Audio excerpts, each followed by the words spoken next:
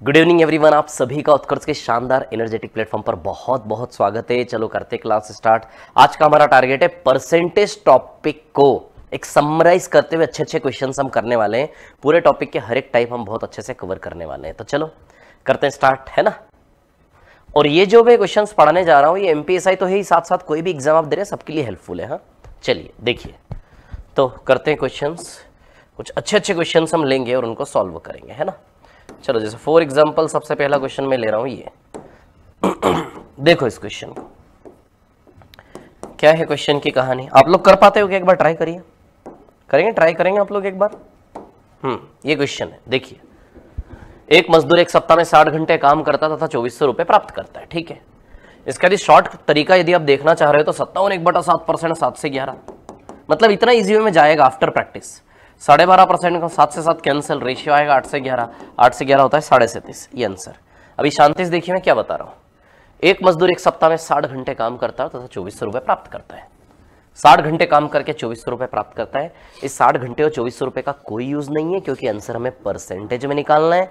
Clear है इतनी बात सभी को? ठीक है, तो चलिए प्रति घंटा वेतन 57 1/7% बढ़ता तथा कार्य की अवधि 12.5% कम हो जाती है। तो आय में परिवर्तन क्या होगा? ये कहानी कुछ ऐसी है, मैं आपको बताऊं। जैसे फॉर एग्जांपल, चलो मेरी सैलरी है 2000 रुपए प्रति घंटा में कमाता हूं और मान लो टोटल में 100 घंटे काम करता हूं।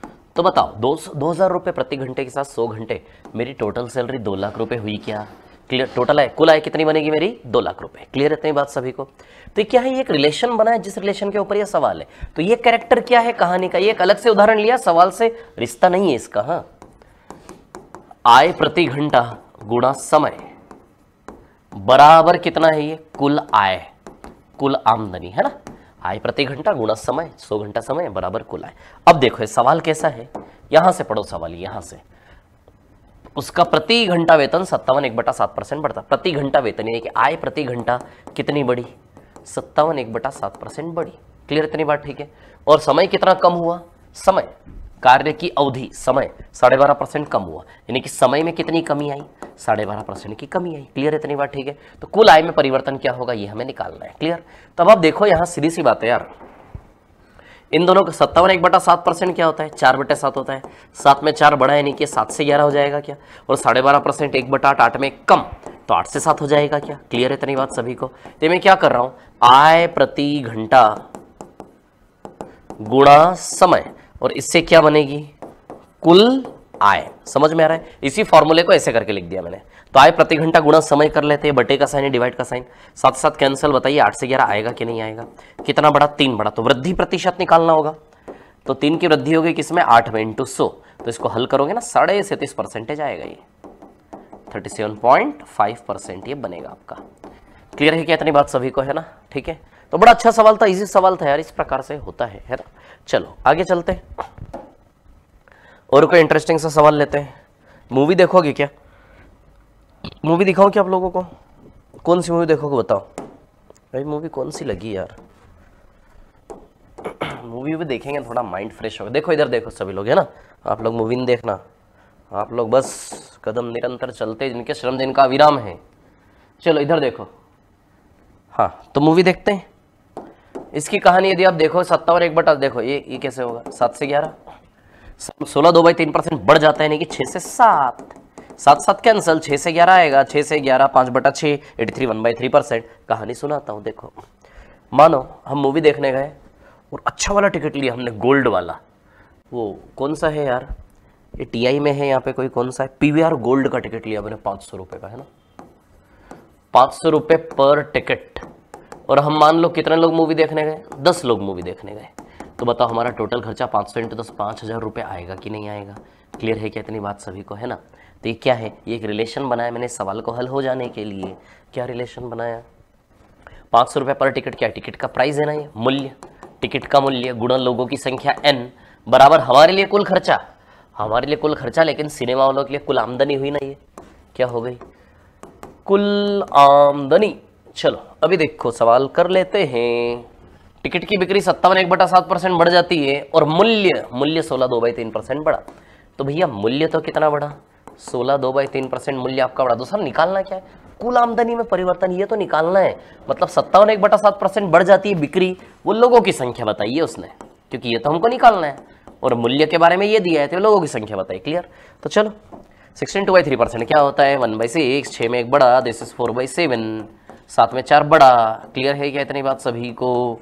वो देखो क्या खेल चलेगा, ये 6 से 7 और ये क्या चलेगा 7 से 11, डिवाइड 7 से 7 कैंसल, 6 से 11, 5 बड़ा 6 में आंसर आया इंटू 100।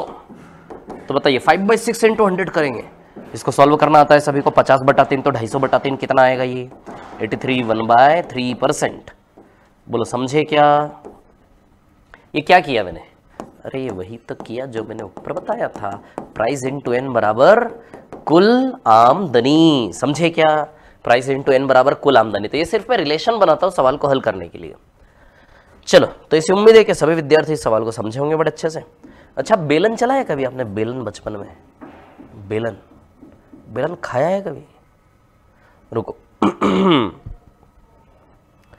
किधर गया मेरा बेलन? आजा भैया बेलन, बेलन ये देखो, ये बेलन, बेलन चलाते हम। ध्यान दो इधर पे, कैसे बेलन चलेगा? यदि एक नया बेलन बनाने के लिए किसी बेलन की त्रिज्या में 20% कमी और ऊंचाई में 20% वृद्धि की आयतन में कमी हो जाएगी। आयतन में कमी, बेलन देखो, बेलन दिखाओ मैं आपको, बेलन कैसे बनेगा? ये देखो, दिस इज बेलन, सिलेंडर, ये त्रिज्या होती है, ये ऊंचाई होती है ना। बेलन के आयतन में परिवर्तन होगा, तो बेलन के आयतन का फॉर्मूला, आयतन यानी कि वॉल्यूम, दिस इज वॉल्यूम। ये देखो वॉल्यूम का फॉर्मूला क्या होता है बेलन का? πr²h है ना। तो वॉल्यूम के बेलन का फॉर्मूला होता है πr²h। तो फैला कर लिखे थोड़ा इसको, तो RRH। पाई का कोई यूज नहीं है, कोई यूज नहीं है पाई का। क्यों यूज नहीं है मैं आपको बताता हूं। तो वॉल्यूम का फॉर्मूला हम इसका केवल कितना मानेंगे? RRH बराबर वॉल्यूम। चलो अब हम बात करें, पाई क्यों नहीं ले उठा रहा हूं, बताता हूं आपको। एक बेलन बनाने, बेलन की त्रिज्या में 20% की कमी, त्रिज्या यानी कि रेडियस में कितनी कमी हो गई? 20% की कमी हो गई। और ऊंचाई में 20% की वृद्धि हो गई क्या? तो ऊंचाई कितने परसेंट बढ़ गई? 20% ऊंचाई बढ़ गई। क्लियर? चलो अभी आप देखो यहां पे, तो फॉर्मूले को इस प्रकार से ऐसे वर्टिकल करके लिखेंगे हम, RRH बराबर वॉल्यूम। चलो ये पहले वाला वॉल्यूम और ये अब वाला वॉल्यूम। क्लियर?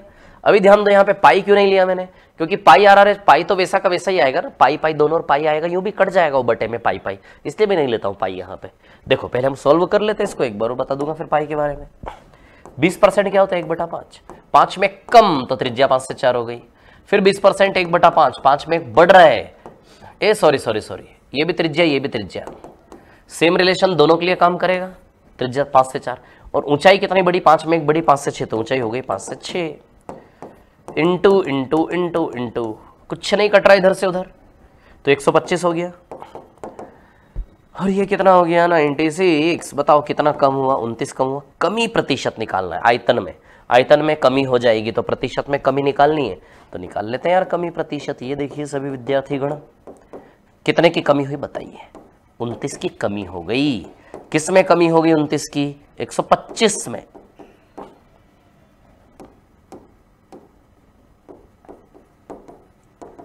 इंटू 100, 25 से 4 बार, 25 से 5 बार, 116/5 है ना, 29 इंटू 4, तो ये आएगा 23.2%। So it will become 23.2%। Clear है क्या इतनी बात सभी को, है ना?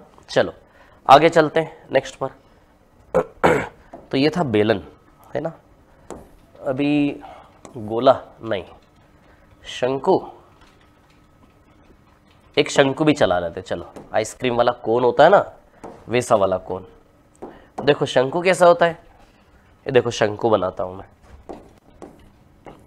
दिस इज शंकु, ये त्रिज्या और ये ऊंचाई, रेडियस एंड हाइट। क्लियर? चलो अभी तो शंकु के आयतन में क्या प्रभाव पड़ेगा? तो शंकु का आयतन का फॉर्मूला होता है π/3r²h। क्या फॉर्मूला था इसका? π/3r²h, है ना। ठीक है, अब आप देखिए यहाँ पे क्या है कहानी, ध्यान दीजिए, है ना। इसमें π/3 काट दें आप, π/3 दोनों और एक जैसा कॉपी होगा, कट जाएगा यूं भी। तो वॉल्यूम का फॉर्मूला इसका भी क्या बनेगा, आर आर एच, सेम बेलन जैसा ही है ना। तो वॉल्यूम का फॉर्मूला क्या बना इसका, आर इंटू एच बराबर वॉल्यूम। चलो अभी हम आगे बात करें तो शंकु की त्रिज्या में कितनी वृद्धि हो गई, 14.2/7% की वृद्धि हो गई है ना। तो त्रिज्या में 14.2/7% की वृद्धि हो गई और ऊंचाई में कितनी कमी हो गई, 12.5% की कमी है ना। तो हाइट में ऊंचाई में 12.5% की कमी। तो चलो अब यहां से यदि हम देखते हैं तो क्या बनेगा, ये आर इंटू एच बराबर वी है ना। ये पहले और ये अब, क्लियर। हाँ, त्रिज्या 14/2/7% बढ़ेगी तो 14/2/7% कितना होता है, 1/7, यानी कि 7 में एक बड़ी त्रिज्या, 7 से क्या हो गई 8, त्रिज्या 7 से क्या हो गई 8, 12.5% कम, 8 में कम, तो ऊंचाई क्या हो गई 8 से 7, क्लियर। त्रिज्या 7 से 8, 7 से 8 और ऊंचाई 8 से 7 बटा 8 से 8 कैंसिल, 7 से 7 कैंसिल, रेशियो आएगा 7 से 8। तो बताइए एक बड़ा क्या 7 में, एक बड़ा 7 में इंटू 100, तो 100/7 यानी कि कितना परसेंटेज आ जाएगा, ये 14 सही 2/7। क्लियर है क्या, इतनी बात है ना।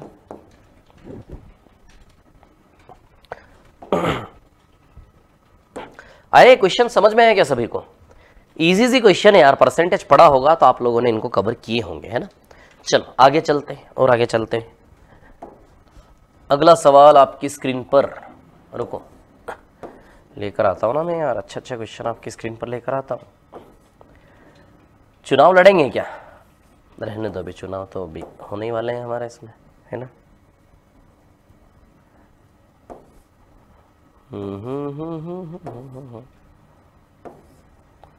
आयकर, ये वाला क्वेश्चन करोगे क्या, देखो ये वाला क्वेश्चन जरा बहुत अच्छा क्वेश्चन, एक बार पढ़ो इसको, बताता हूं फिर मैं।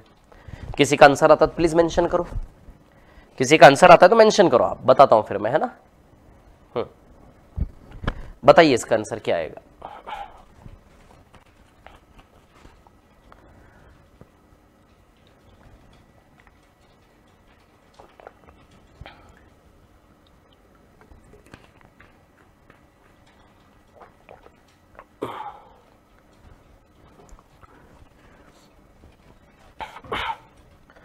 आया है किसी का आंसर क्या इसका। जब एक व्यक्ति की आय 6,000 रुपये बढ़ जाती है तो कर की दर 18 से 15% हो जाती, जबकि दोनों परिस्थितियों में आय में 25% टैक्स फ्री है, टैक्स नहीं टैक्स है, ये टैक्स फ्री है। उसकी प्रारंभिक आय ज्ञात कीजिए यदि उसने दोनों ही परिस्थितियों में बराबर टैक्स जमा किया। निकालिए आंसर, निकालिए इसका, किसी का आता है, मैं वेट कर रहा हूँ, जल्दी निकालो फटाफट है ना, जल्दी से आंसर बताइए इसका, किसी का आ रहा है क्या, बोलो।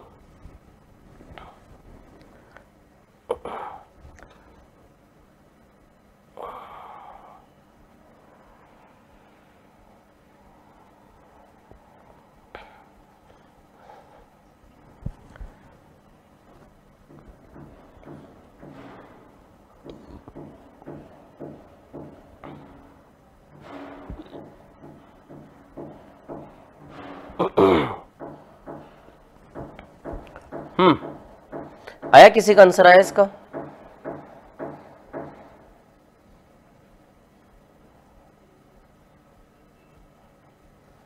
चलिए मैं बताता हूं है ना, देखिए ध्यान से। सवाल की कहानी तो केवल इतनी सी है, यदि शॉर्ट में आप मुझसे इस क्वेश्चन का चाहो, देखो मैं आपको बताता हूं शॉर्ट में क्या है कहानी। इनिशियल इनकम पर टैक्स था उसका कितना परसेंट, 18, और फाइनल इनकम पर टैक्स है उसका 15, क्लियर।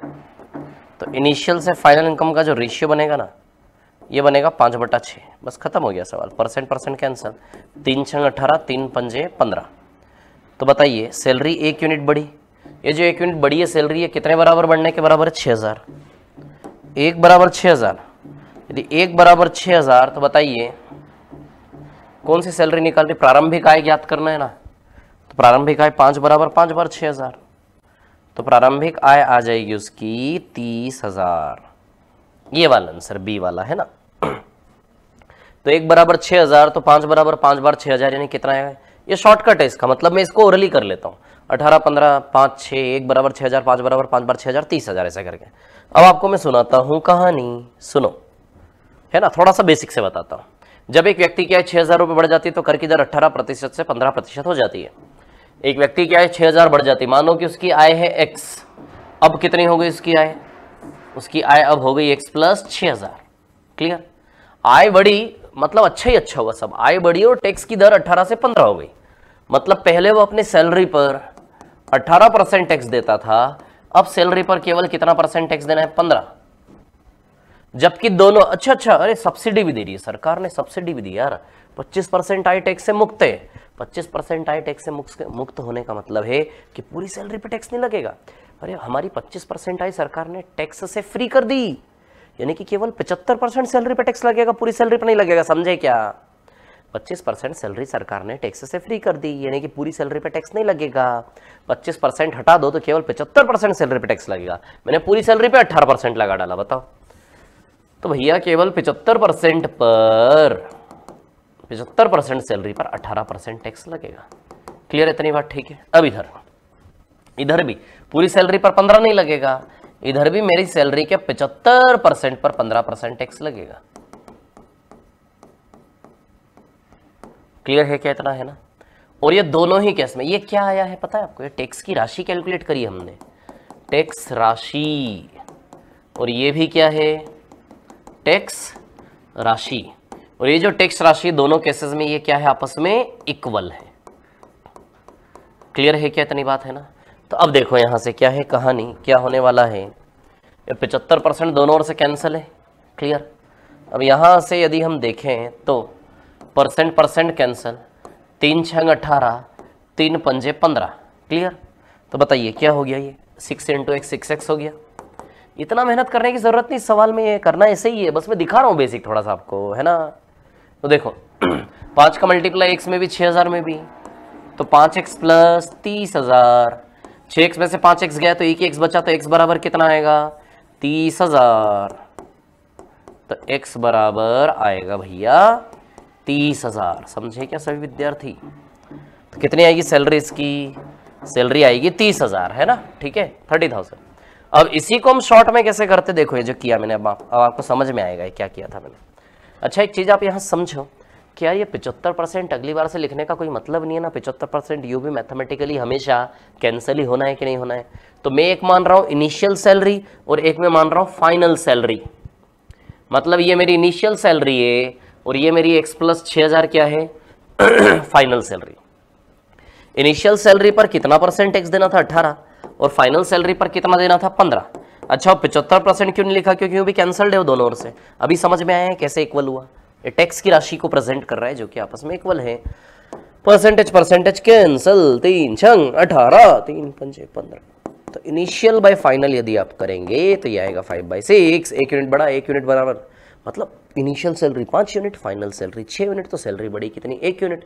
वो जो 1 यूनिट सैलरी बढ़ी वो किसके बराबर दी आपको? 6,000। 1 बराबर 6,000। तो 1 बराबर 6,000, तो 5 बराबर 5 बार 6,000, आंसर आया 30,000। समझे क्या? है ना। तो इतना सरल है यार, मैं इसको ओरली कर लेता हूँ।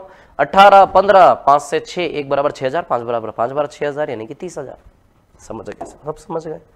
सब पढ़ने वाले लोगों मेरे को सब पता है। इधर देखो, अभी नेक्स्ट वाला क्वेश्चन करते हैं, है ना।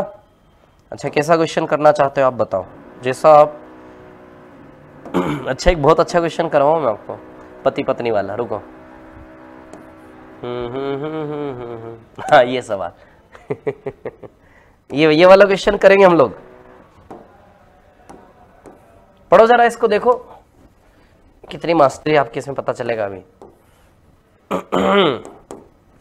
क्या है सवाल? ही एक शहर की जनसंख्या में 4.5 लाख है, इनमें से 5/8 पुरुष तथा शेष महिलाएं हैं। 40% पुरुष विवाहित है। 2 चीजें निकालनी है आपको यहाँ पे।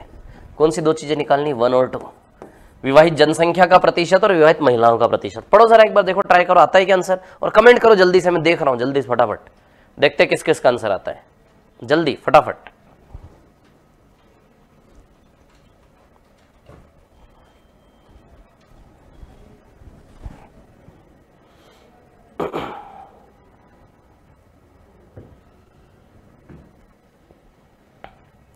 आंसर दीजिए इसका, जल्दी से आंसर दीजिए, क्या आ रहा है देखते हैं ना सभी लोग।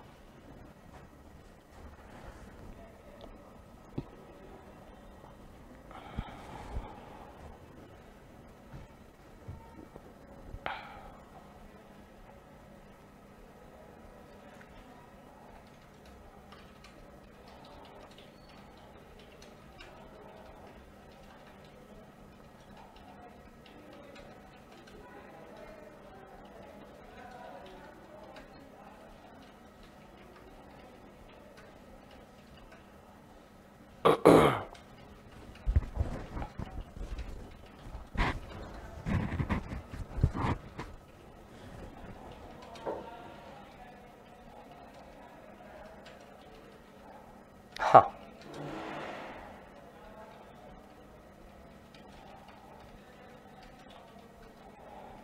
बना क्या आंसर, बना किसी का?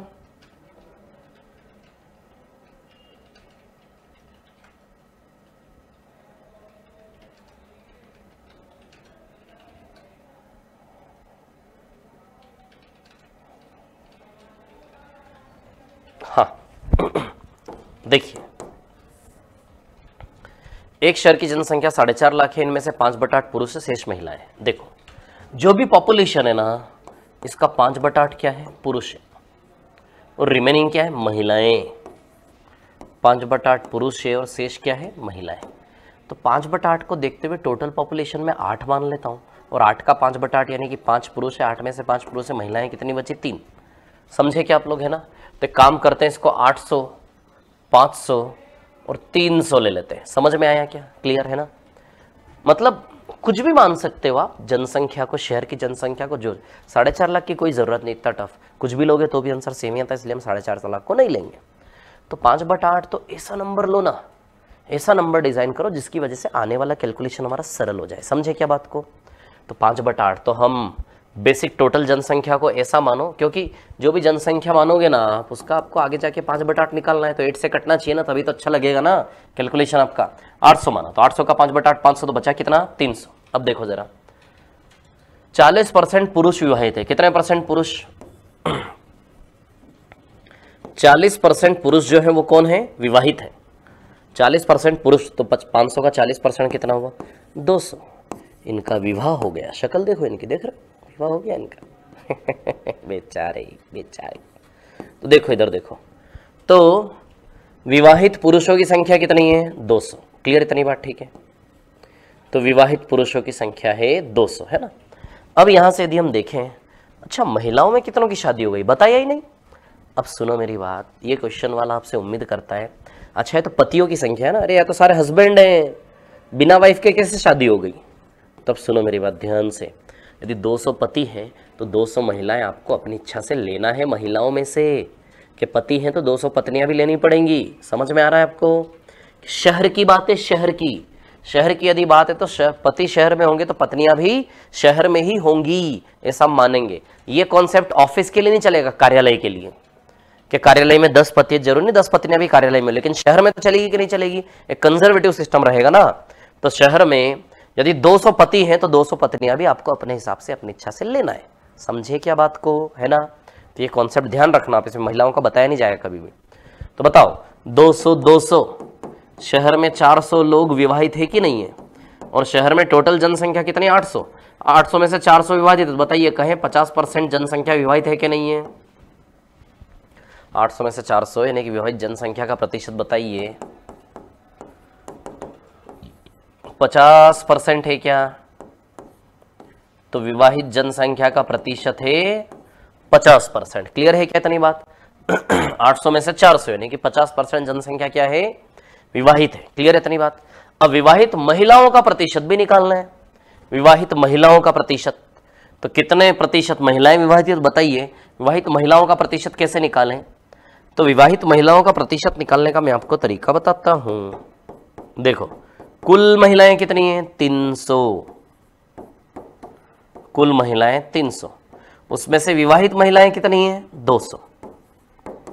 200 विवाहित महिलाएं हैं इंटू 100, तो कुल महिलाएं 300, 300 में से 200 विवाहित है इंटू 100।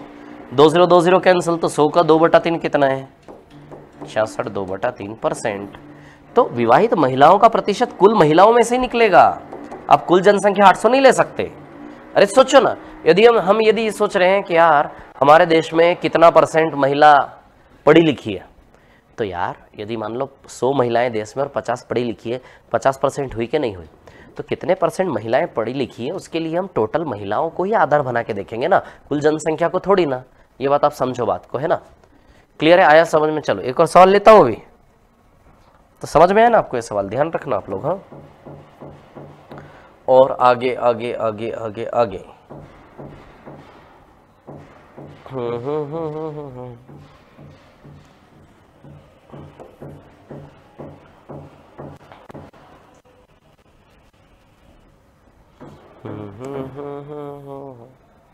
ये वाला सवाल करके दिखाओ। नहीं ये वाला नहीं, रुको रुको रुको, अच्छा नहीं है, अच्छा नहीं लगेगा आपको, पसंद नहीं आएगा मतलब आपको अभी ये।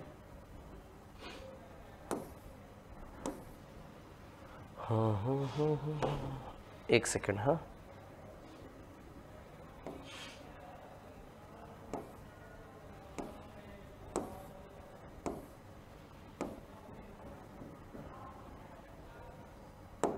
ये वाला क्वेश्चन कर दो, करिए ये वाला क्वेश्चन करिए जल्दी से, फटाफट सॉल्व करिए इसको फटाफट जल्दी से, मैं वेट कर रहा हूं, जल्दी करिए।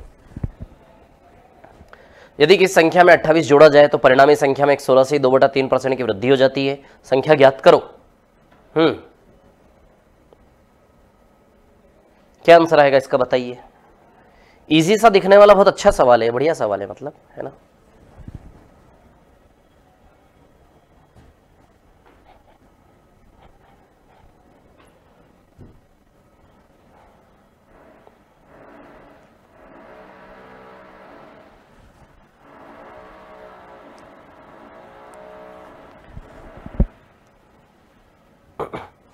हाँ, किस संख्या में 28 जोड़ा जाए। अच्छा देखो प्रतिशत देखो कितने की वृद्धि हो रही है, 116 से 2/3% की वृद्धि।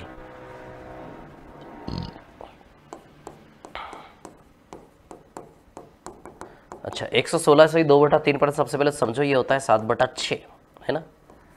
7/6 क्लियर। तो 116 से 2/3 पर 7/6 यानी कि 6 में 7 बढ़ा, यानी कि 6 में यदि आप 7 बढ़ाओगे तो 6 + 7 कितना हो गया? 13। यानी कि पहले संख्या 6 थी, अब वो कितनी हो गई? 13। आई क्या बात समझ में? क्लियर। अब हमें क्या दिया है?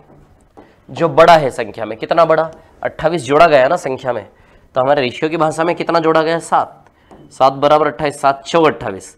तो पहले वाली संख्या 6 यूनिट है ना हमारी, चौक का रिलेशन है, तो पहले वाली संख्या 6 चौक क्या आ जाएगी? 24। क्लियर।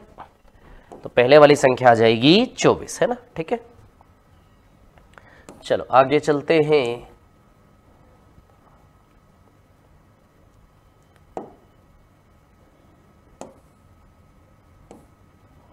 ये वाला करो, ये वाला क्वेश्चन, ये अच्छा सवाल है, ये वाला करिए।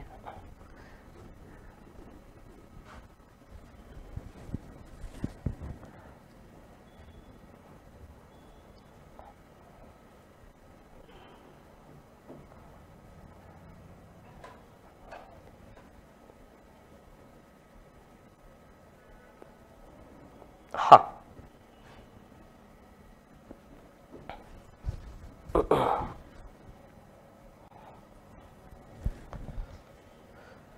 ये वही जनसंख्या वाला क्वेश्चन है। देखो क्या है कहानी इसकी, मैं बताता हूं आपको। एक नगर की जनसंख्या 32,800 है, जिसमें से 28/41 भाग पुरुष है तथा शेष महिलाएं हैं। पुरुषों का 14.2/7% विवाहित है, तो बताइए कितने प्रतिशत महिलाएं हैं। ये जो नगर की जनसंख्या, इसका कोई देखो, सबसे पहले तो आंसर हमें परसेंटेज में निकालना है, तो संख्या का कोई यूज नहीं है इसका, हटाओ इसको। जिसमें से 28/41 भाग पुरुष है, जो भी पॉपुलेशन है उसमें से कितना भाग पुरुष है? 28/41 भाग क्या है? पुरुष है, और शेष क्या है? महिलाएं हैं। क्लियर। तो इसका 28/41 यदि हम निकालें तो चलो टोटल कितना मान ले हम? टोटल हम मान लेते हैं 41, कुल जनसंख्या 41, तो 41 का 28/41, 28 पुरुष। तो बताइए महिलाएं कितनी बची? 13 महिलाएं बची क्या? क्लियर। 28 यदि पुरुष है तो महिलाएं कितनी बची? 13। 41 मान लिया मैंने, 41 का 28/41 आप निकाल ले, 41 आएगा क्या 28? तो 13। अब सवाल ने क्या बोला, पुरुषों का 14.2/7% विवाहित है, तो पुरुषों का कितना परसेंट की शादी हो गई? 14.2/7% की शादी हो गई, यानी कि 1/7। 28 का 14 से 2/7% यदि आप निकालोगे तो आएगा 8। तो कितने विवाहित हैं? 8। क्लियर है ना? तो 8 जो है वो विवाहित है। क्लियर है? इतनी बात है ना?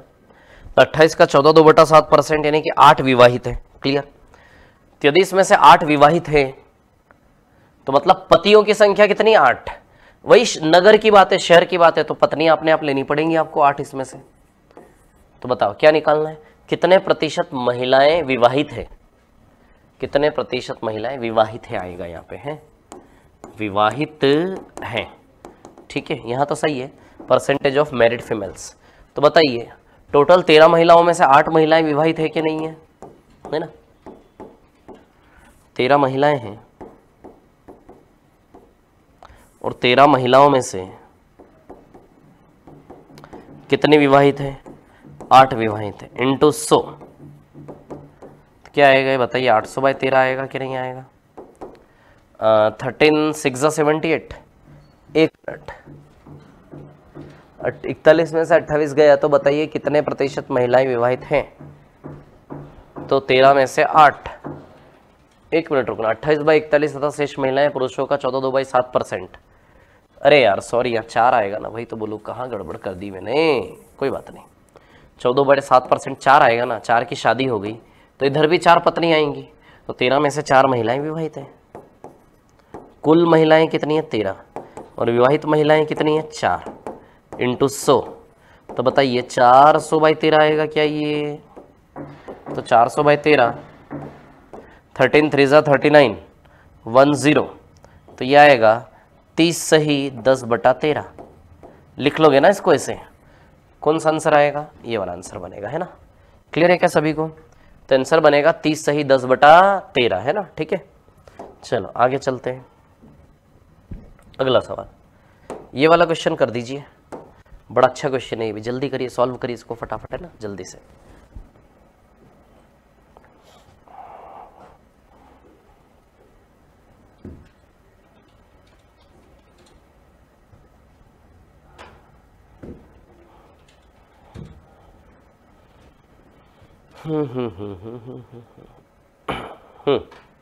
बताइए, देखो इसको पढ़ो, एक बार पढ़ो जरा, बताता हूँ फिर मैं, ना एक बार पढ़ लीजिए बस आप।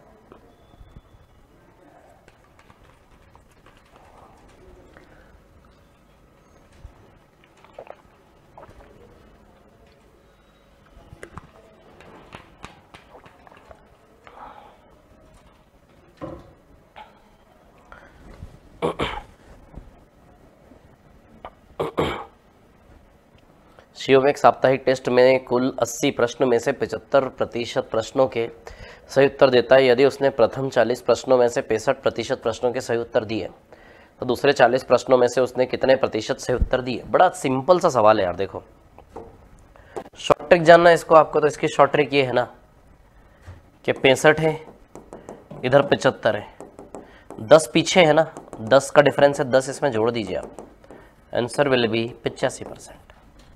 75 से 65 10 कम है ना, तो इसमें 10 जोड़ दो, आंसर आ जाएगा 85। अभी कहानी सुनाता हूँ, देखो क्या है। सीओम एक साप्ताहिक टेस्ट में कुल 80 प्रश्न में से 75% प्रश्नों के सही उत्तर दे दिया है ना? तो कुल प्रश्न कितने हैं? 80 क्वेश्चन है टोटल। अब 80 क्वेश्चन के पेपर को ना हम 2 टुकड़ों में बांटा है। कैसे 2 टुकड़ों में बांटा है? 40 क्वेश्चन इधर पे और 40 क्वेश्चन इधर पे, है ना? अब इसमें से क्या किया है, पहले 40 प्रश्नों में से,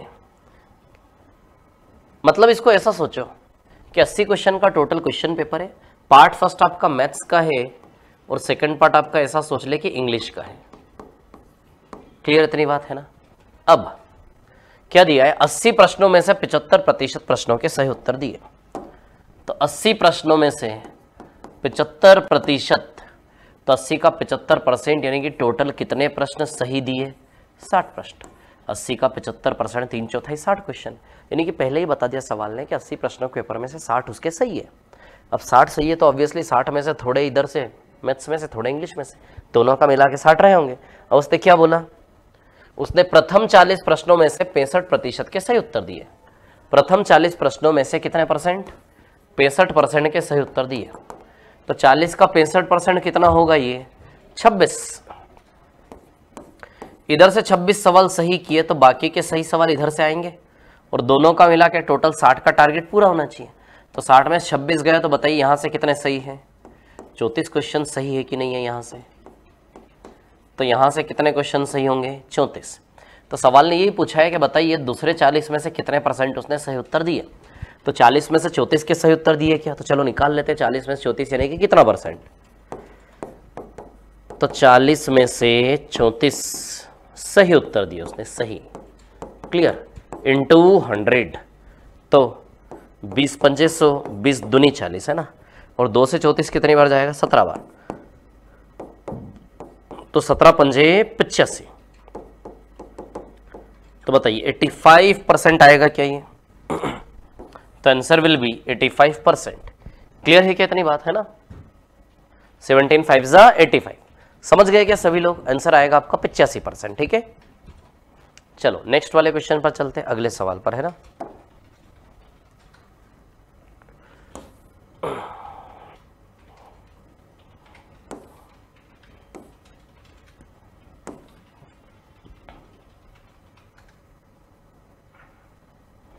ये वाला क्वेश्चन कर दो, अच्छा क्वेश्चन है ये भी, एक एग्जाम वाला, परीक्षा वाला क्वेश्चन है, बड़ा फेमस है, आता है अक्सर, है ना। कर दीजिए इसको सॉल्व जल्दी से। देखो पढ़ लीजिए एक बार, फिर मैं बताता हूं आपको।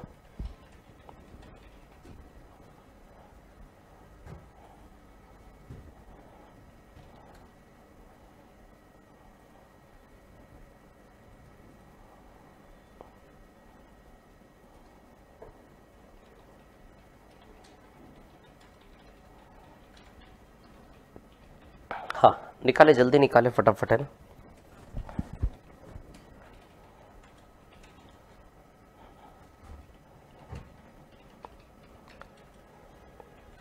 लास्ट 15 सेकंड्स फिर मैं बता रहा हूं, है ना।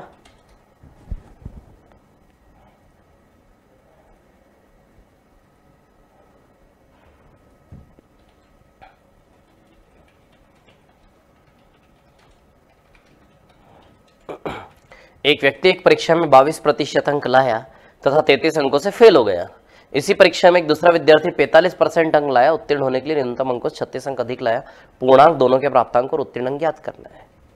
तो बड़ी सरल सी कहानी इस क्वेश्चन की। देखिए एक व्यक्ति एक परीक्षा में 22% अंक लाया, है ना। तो मान लीजिए इसके पूर्णांक है ना, पूर्णांक, एग्जाम में टोटल मार्क्स जो होता है ना उसको पूर्णांक बोलते हैं ना। तो ये है पूर्णांक यानी कि टोटल मार्क्स, क्लियर।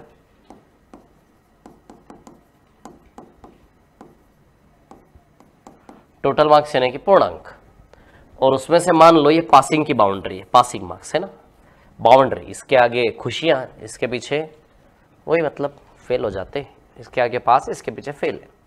अब एक व्यक्ति एक परीक्षा में 22% अंक लाया तथा 33 अंकों से फेल हो गया। कितने प्रतिशत अंक लाया, 22%। 22% अंक लाकर कितने अंकों से फेल हो गया, 33। 22% अंक लाया, 33 अंकों से फेल हो गया, यानी कि 33 अंक पीछे रह गया पासिंग वाली बाउंड्री से, क्लियर। इसी परीक्षा में एक दूसरा विद्यार्थी 45% अंक लाया तथा उत्तीर्ण होने के लिए न्यूनतम अंकों से 36 अंक अधिक लाया। इसी परीक्षा में एक दूसरा विद्यार्थी कितना परसेंट अंक लाया, 45% लाया, उत्तीर्ण होने के लिए न्यूनतम अंकों से कितना अधिक लाया, ये 36 अंक अधिक लाया। क्लियर है क्या इतनी बात, है ना। 45% लाया, उत्तीर्ण होने के लिए न्यूनतम 36 अंक अधिक लाया। क्लियर है क्या इतनी बात सभी को, है ना। अब आप देखो 22 से 45 कितना डिफरेंस है, 22 से 45 टोटल 23% का अंतर है क्या, देखो जरा, मतलब 45 में 22 माइनस करें 23%, 23% बराबर 33 प्लस 36 टोटल 69 है कि नहीं है, मतलब 33 प्लस 36 टोटल फासला दोनों स्टूडेंट के बीच, पहला और दूसरा दोनों स्टूडेंट के बीच टोटल फासला 33 प्लस 36 69 का है। और परसेंटेज में डिफरेंस कितना है, 45 में 23 आप माइनस करें, सॉरी 45 में 22 माइनस करें, है ना। तो परसेंटेज में डिफरेंस कितना है, 23 का है ना, परसेंटेज में डिफरेंस है 23 का। क्लियर? तो बताइए 23% बराबर 69 है कि नहीं है? तो 23% बराबर कितना है, 69। तो बताइए 3 गुना का रिलेशन है। तो जब हम पूर्णांक को बाय डिफॉल्ट हम क्या मान के रखते हैं, 100%। यदि 3 गुना का रिलेशन है तो बताइए 100 × 3 पूर्णांक क्या आ जाएगा, 300। कहाँ है पूर्णांक, ये पूर्णांक यानी कि टोटल मार्क्स कितना आ जाएगा, 300। फिर दोनों के प्राप्तांक, तो पहले के प्राप्तांक 22 × 3 66 आएंगे पहले के प्राप्तांक, और दूसरे के प्राप्तांक 45 × 3 कितने आ जाएंगे, 135। तो प्राप्तांक 66 और 135 आएंगे इनके।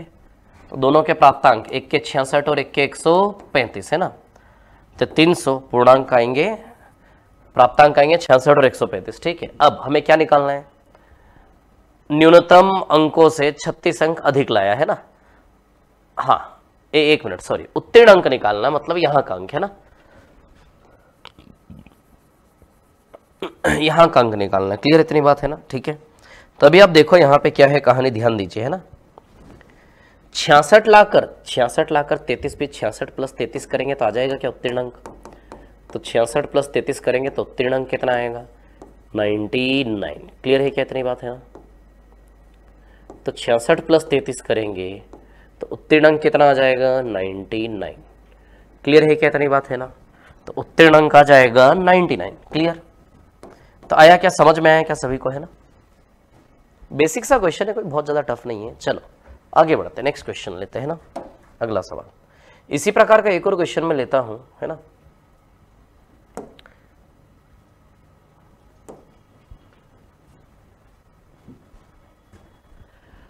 अच्छा क्वेश्चन है, इसी प्रकार इसी कैटेगरी का एक नया क्वेश्चन है, करिए इसको जल्दी से करिए फटाफट, है ना।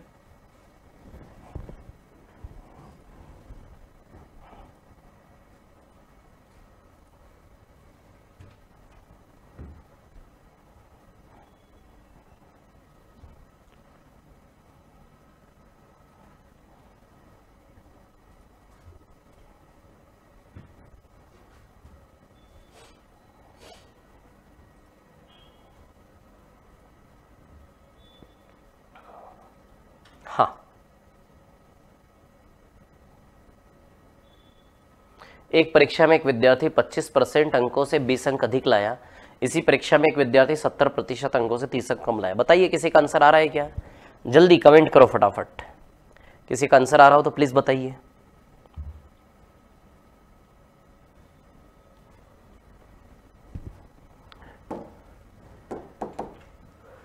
तीस सेकंड और 30 सेकंड्स और वेट करता हूं, फिर बताता हूं, है ना, जल्दी।